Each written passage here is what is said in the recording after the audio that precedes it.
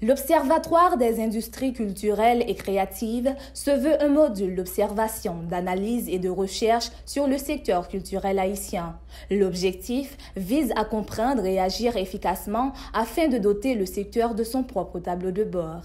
Cette initiative participe au rehaussement de la culture haïtienne, seule lueur d'espoir d'Haïti pour l'instant. En témoignent notamment les récents succès du film Freda de la réalisatrice Jessica Généus et l'intégration de la Subjumu au patrimoine immatériel de l'humanité, se félicite le représentant du recteur de l'université Quisqueya. Dans les ténèbres où nous nous engouffrons depuis quelque temps, la culture semble être la seule lueur d'espoir qui nous tiennent debout.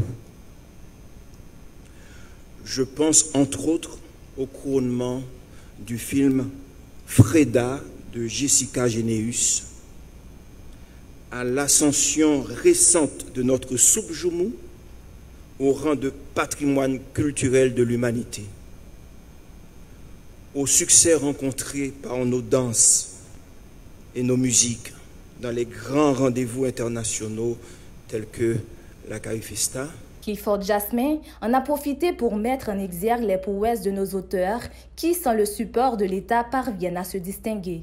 C'est la preuve que l'Haïtien a un don naturel à la création artistique, rappelle le chef de cabinet de Jackie Lumarque. Il interpelle les dirigeants et les élites haïtiennes à embrasser la culture locale et plaide pour plus d'investissement dans le secteur. Ce projet d'observatoire des industries culturelles et créatives est une provocation, une sommation à nos dirigeants et à nos élites de revoir leur copie en ce qui a trait à leur rapport à l'art et à la culture dans ce pays. Jusque-là, disons-le, un secteur mal aimé, laissé pour compte, abandonné, incompris, et je pèse mes mots. Un secteur qui bénéficie de peu de considération, d'aucun investissement réel, sur lequel nous ne possédons aucun chiffre, aucune donnée réelle pouvant éclairer une politique culturelle digne de ce nom. Pour la ministre de la Culture et de la Communication, Émilie Prophète, cette disposition prise par l'université Quisqueya sera l'occasion de mettre en valeur les œuvres des acteurs du secteur culturel et littéraire. Vous êtes nombreux, nombreuses, nous toutes, on va dire ça comme ça, qui regardons, qui consommons ce que proposent les chaînes de télévision, les stations de radio, et souvent, nous ouvrons une télévision et nous voyons une série, une telenovela du Brésil, de l'Argentine, à résoudre ce problème, mais nous sommes encore à l'analogique.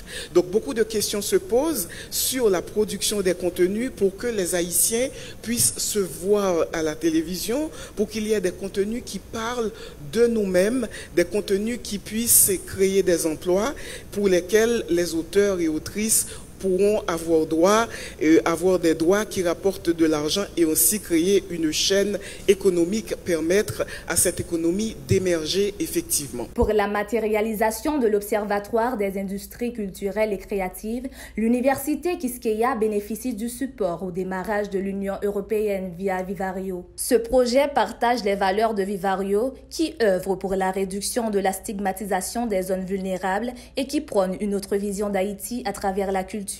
Cette expérience participe dans l'expansion de la paix dans les quartiers défavorisés, signale la représentante de l'ONG brésilienne. Notre objectif est de souligner la réduction de la stigmatisation des zones vulnérables et l'amélioration de l'estime de soi de la population, en travaillant pour construire une autre vision d'Haïti à travers la culture.